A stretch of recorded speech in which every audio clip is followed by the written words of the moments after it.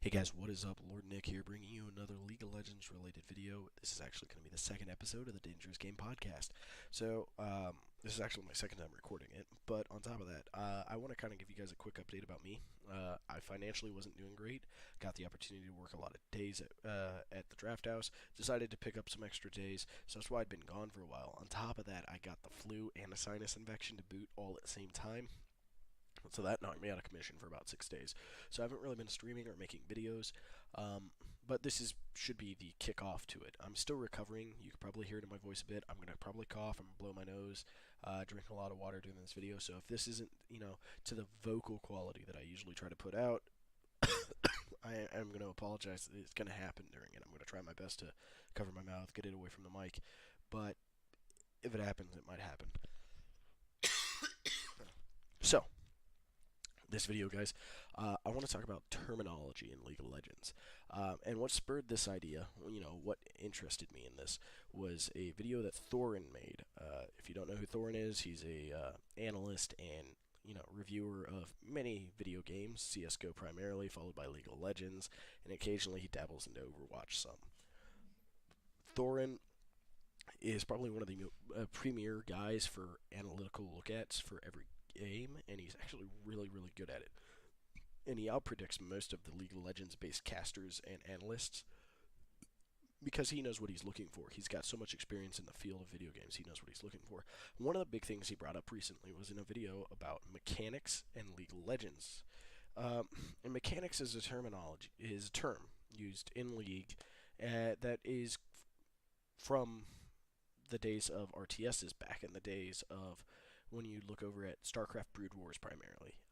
It's a term that's popped up there. That's where it really first started popping up. Mechanics is that idea of, the original definition at least was, somebody who is working on cars, the things that make cars work. Or technology, anything that really makes something tick. And that goes the same in games. Mechanics is what people use to be better at games. And so it was a broad term that stressed, oh, this person wasn't good at mechanics. They have good game knowledge, per se, or game or understanding, but they're just not good at the game. And then in there also spin off two terms, micro and macro, and we'll be going into those a little bit later. But we're going to be talking about League of Legends mechanics. So this terminology does start with StarCraft Brood War, and if you want more insight into that type of stuff, look at Thorin's video. He goes way in depth on it. But I specifically wanted to look at terminology that is words here in League for stuff that we do in League. And so some of the things that I remember, like we have orb walking. That was a term that I learned from League of Legends. Turns out that's also from RTS. It says also back in Brood Wars. Also known as kiting. It's that ability to weave auto attacks into a retreat. So as you are backing off from somebody, trying to avoid being attacked by them, you're throwing autos and spells back out and still moving back away from them.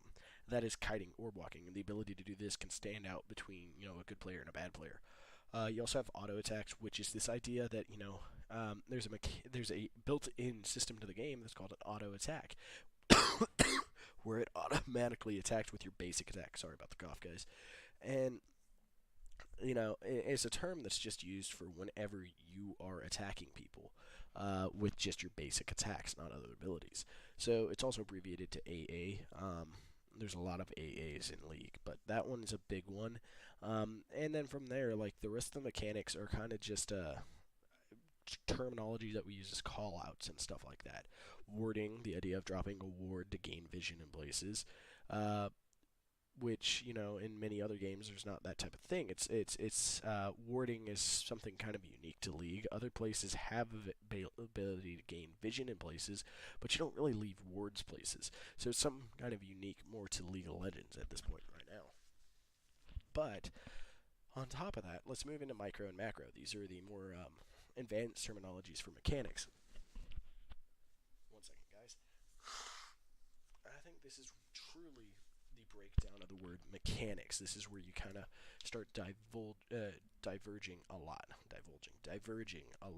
So micro is the idea of somebody who is gifted in the idea of the simple mechanics we just talked about: orb walking, auto attacking, and how do they lace their attacks? How do they make their combos? How good are they at that? If somebody has good microplay, that means that they're much better at putting in combos with these people, being able to use their champion to the fullest potential of that champion.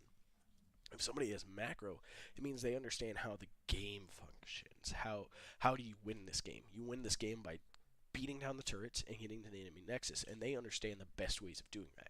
When to take dragons, when to take the neutral objectives, when to push the towers or turrets. How to, what. Okay, where's the enemy jungler? I know where he's at. I'm gonna go take his red buff because I know he's towards the bottom side and towards his blue buff. Stuff like that. It's so. This is generally a macro player, somebody who has a godly understanding of how the game functions and a knowledge of the game. They don't always have the best mechanical skill, the most micro skill of how to, do the little finite, minute things that each champion does. They have the understanding of how to apply pressure and, take over the game by just knowledge opposed to sheer raw talent at a champion. Now, most people also have a bit of a micro skill when they get to a higher level. But when you're looking at these two things, these define the two types of players there really are. There's people that like to be super flashy, that love to go for the plays, that are really, really good at playing the champion itself, but they don't always, they could get a huge lead, but they don't know how to transition that lead into winning the game always. Opposed to the person that knows how to win the game, they just don't have the raw abilities, that raw talent that is needed to crush people and gain the advantage to win the game. So when we're looking at stuff like that, we then have to look at other terminology that pops up in the league, because those are the broad terminology, right? This is something that helps people. Once you learn these terms, you learn what they mean. You can learn on how to focus on certain, things that make up these large terms. For instance, macro, maybe you just suck at getting vision, so you suck at having information on where the enemy jungler is. So you're going to focus better on that. That doesn't mean you become a raw, better player, but it gives you more information to play with, which means that you have a better chance of not making mistakes. You're not going to get better at your champion all of a sudden, but you're going to get better at not making mistakes and giving a chance for better players to beat you. If you're working on your micro, you're going to be sitting there on the practice tool a lot. You're going to be sitting there trying to focus on how do I farm better, how do I last hit better, or maybe how do I lace my combos to get cooler effects better, how do I orb walk better, how do I, you look at the small things and how to improve your individual play opposed to your individual knowledge. So that's how you differentiate the two. And these are two very important things to know about on learning the mechanics of League of Legends. Now, this isn't the only reason I brought up terminology. The next reasons are going to be a bit more of an abstract, and this is more conceptualized by me as something that I think is could be traced to some of the toxicity in the game and some of the failure points in League of Legends. And that's because in the early days of League, it's a fun game. They introduce ranked, and there's some major problems that ranking systems will bring to games. One second, while I blow my nose, we'll get right to it though. Sorry if you had to hear that, guys. Do apologize. Again, still sick. Anyhow, one of the big things that introducing a rank system to a game does is it introduces a competitive edge, which when a lot of people get competitive, they get very invested, very tied to the game. And some people don't. Some people just want to play it just because that's where everybody else is playing it. They don't honestly care. They're just there still to have that fun idea, but they don't have that edge. They don't have that drive to want to get better. They're just playing it for the sake of playing it. And I can honestly vouch that I have friends that are like that. They are just raw good at the game, but they don't want to get better. They just want to have that position of where they're ahead in a good spot and just be like, yeah, look, I have a better rank than you, for no better reason than to say they do. They don't honestly care. But, that leads to a lot of toxic nature out of the other people, the very competitive individuals who are trying their butts off and aren't always all that great.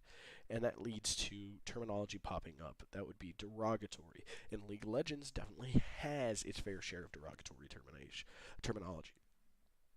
And we're going to start off just by listing out some of them. And these are things that you might have seen, things that you might see very often. And you got to kind of understand each, the raw idea behind what kind of drove these things into popularity.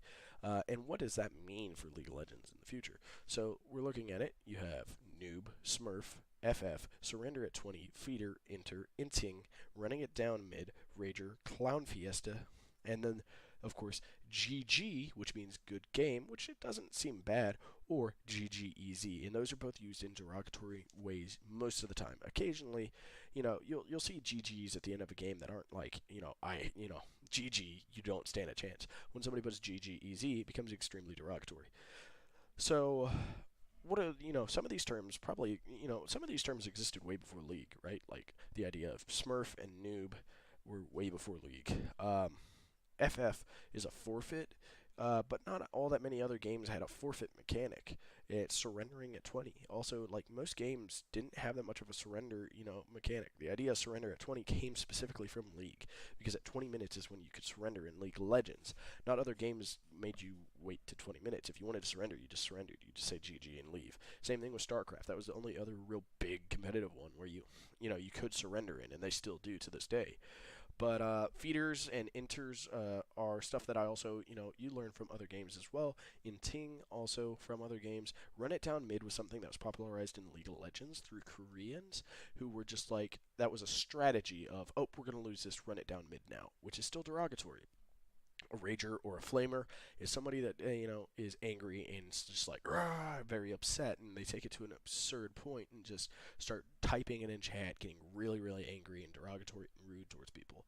A clown fiesta is the idea that you're looking at it and for lack of better words, it's a shit show. There's so much action going on and so many bad plays going on, and so many people dying. It's just a fiesta. It's funny, and it's just a whole mess. And so a clown fiesta, it will literally break down to a jokester's party. Like it's just like, this is a big joke, and it's a giant mess. Oh god. And then it will be usually followed up by GG surrender at 20 or GGFF, stuff like that.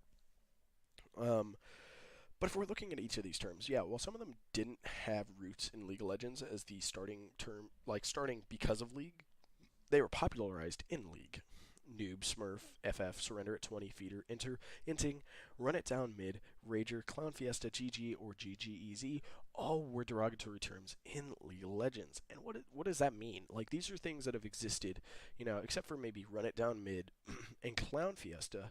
The rest of these have lasted since League's conception. Like, as soon as League started a competitive one, and it might have preceded it into the beta and stuff. I really started playing League back middle of Season 1, and actively played League towards the end of Season 2. Like, I played off and on between Season 1 to Season 2, but at the end of Season 2 is where I really kicked in, and these were all terms I had learned from League. I knew what a noob was. I had no idea what a smurf was, because if you played on the console age, on the 360s and the PS3s, like, you didn't hear about smurfing all that much. People had alternate accounts, but like the idea of a smurf was somebody who was a higher tier player playing with lower tier players. That didn't happen on consoles. There was no such ranking system similar to that. Shoot, I played Halo 3. You played with people you were about your rank. You didn't play with people that weren't, and if somebody was, you'd accuse them of hacking or cheating. Which there were scripters back in the day, which is a term I did kind of forget to mention here, was scripting, which was popularized in League. No scripters existed beforehand. The term itself of scripting, or being a scripter, really got popularized in early League because it was a rampant problem for a little while. But either way, when you're looking at it, why did all these negative terms pop up? Because when I'm looking at it, you have GG or good luck, have fun, and those are the two only real big, like, positive terms, or good job, maybe. Like, these are maybe the three positive terms you could see that were consistently used was good job, good luck, have fun, GG. Like, why is there only like three of those, but there's this massive list of other things that people will use as derogatory terms in League? And it breaks down also into kind of a society look of stuff too. Like, if you look at society, we have a lot of negative terms. We do have a lot of positive terms, but a lot of people are very pessimistic and negative in many ways. And the biggest way is, when you're looking at the negatives all the time, you're going to only say negative things. But it does make your positives seem so much brighter. But as soon as those positives, because they're so bright when you see them, if they don't reach that level again, you're going to be negative. It's kind of like an addiction type thing. you're addicted to the positives. You really, really want only the positives. And it's hardline not accepting the negatives. You're not accepting the chance of loss. You're not accepting the chance that some people don't have that same drive as you. And you're not accepting the chance that some people are just trying to be intentionally annoying and rude and that's how they have fun. And yes, you can say you accept it in one way and then get extremely mad the other way, but it is a subconscious level. You are still not accepting it, and that's what leads to it. You are looking for that high, that excitement of winning. Some people, they don't have fun with games; they have fun with winning. And so when you are losing, it's much easier to just start throwing out all this lingo and getting really, really mad. To when you are winning, why are you going to give it to anybody else? You want to take the credit. You want to say it was all because of you. And so most people will always look at it. When you win, it's because of you. When you lose, it's because of someone else. And so because of that, you have a lot more terminology for when you're losing or when you're having a bad experience. And I think that's a real tie to League's terminology. League itself has been a toxic environment since its conception. You cannot say that it hasn't been. And it's not always because the players themselves are bad people. It's because of each person's individual selfish nature of believing that they can never be the problem. So in terms of fixing toxicity, you're never going to fix toxicity in League of Legends and other games because guess what? League of Legends very early on got scripted as a competitive game. Yes, there are still a lot of fun modes. Yes, there's still a lot of fun that can be had in the game, but its primary user base is looking for a competitive nature. And if that's the case, you're going to have a lot more negativity than positivity because you always want to look at yourself as the protagonist and everybody else is the reason that you lose. And if that's the case, there's going to be more terminologies popping up for negatives. But if we want to get into the actual breakdowns of each of these terms, we could. I might leave that for another video later if that's something you want. But we're going to carry on to more of the big, terminologies used in a broader sense, opposed to the very specific ones. I just wanted to touch on negativity in League and the negativity based off of terminology. Positivity by terminology has been going up recently because Riot has implemented new ways for you to be like, hey, thumbs up emotes is a good way to talk about being positive now, though they do have some negative or, kind of annoyed emotes. Most of it is still pretty positive, and the ones that are still negative, they've made kind of cartoony, so it still kind of makes light of being, upset or, pissed off and stuff like that. And it still adds a bit more fun back to the competitive nature and allows people to kind of cool off. So instead of spamming chat with absurd negativity and, possible racism and slurs and such, people can just spam these upset emotes and, the idea of, you see these, and it's not nearly as upsetting as somebody typing in and threatening to end your life or, slay your family and stuff like that. But that's for probably another video, another day. Anyhow, let's get into the last couple of phrases that I still wanted to cover, guys.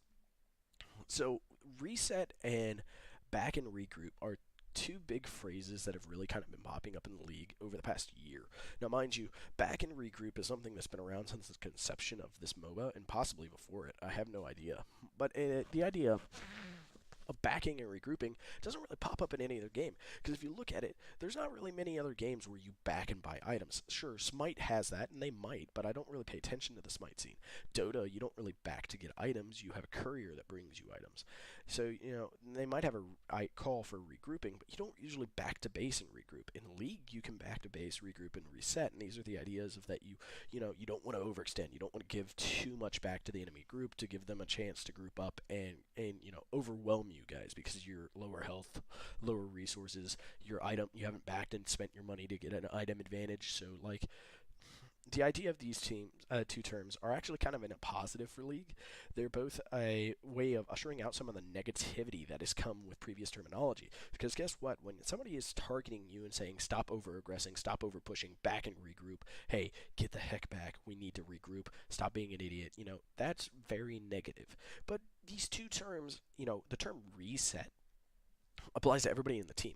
Back and regroup applies to everybody in the team. Previously, you're usually to just target the one person, but these terms have really taken roots in the idea of, hey, let's all reset, or hey, everybody back and regroup and push for the win. And this kind of, even if you have a guy that's kind of tilting because they're having a bad game, you're not focusing on that person. You're just kind of being like, hey, everybody regroup. Now, that person can choose to ignore it and still get flamed at by his team because he's ignoring them and not grouping with them. But in many cases, I've noticed that these terms have taken up popularity in at least platinum level games and have pushed for more openly, positive returns from the team. Now you still will have, flamers and ragers and people who are tilted, which, by the way, tilted is a big term that's kind of come off of previous terminology back in the day. That comes from pinballs way back in the day. Check out Score Esports. A lot of terminology stuff the Score Esports does, and they do a lot of really funny stuff. Go check them out if you want to learn more about individual ones and have funny videos about it. But specifically for this video, what we're kind of talking about here is that, this idea of resetting and backing, where does that kind of come from? And this is just a terminology that is, people have just constantly reused it and just, it makes sense. What is a reset? That you press the reset button, and it shuts down the computer and then sets it back up to stock. Rebooting. So the idea of resetting in League is where you all back. So like how you start in the fountain in the beginning of the game, you all back, go back to the fountain, you buy your items, and you head back out as a group. Instead of splitting up this time, you're regrouping and you're pushing out as a team.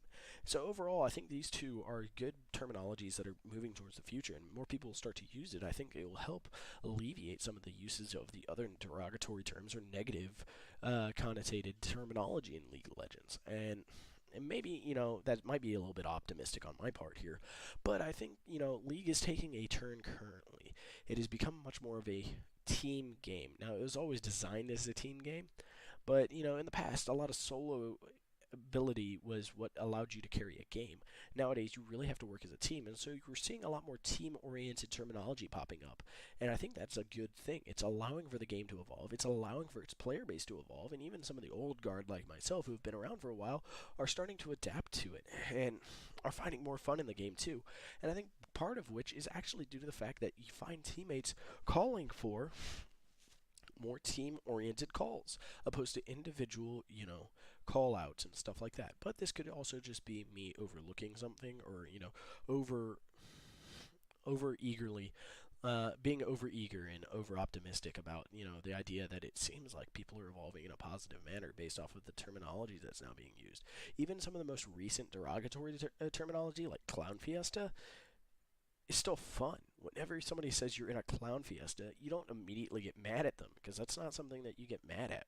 If you saw a group of clowns hitting each other with like rubber noodles or making wacky noises and stuff and getting into fake fights and stuff, that's hilarious. That's not, your initial, maybe not hilarious, but your initial response is to be happy, laugh, maybe smile, opposed to getting 100% angry. So I mean, like, people have found creative ways to be somewhat derogatory, but still find better constructive ways to do that, to do that negative nature that doesn't tear everybody down. And I think that's still a plus in moving in the right direction for League.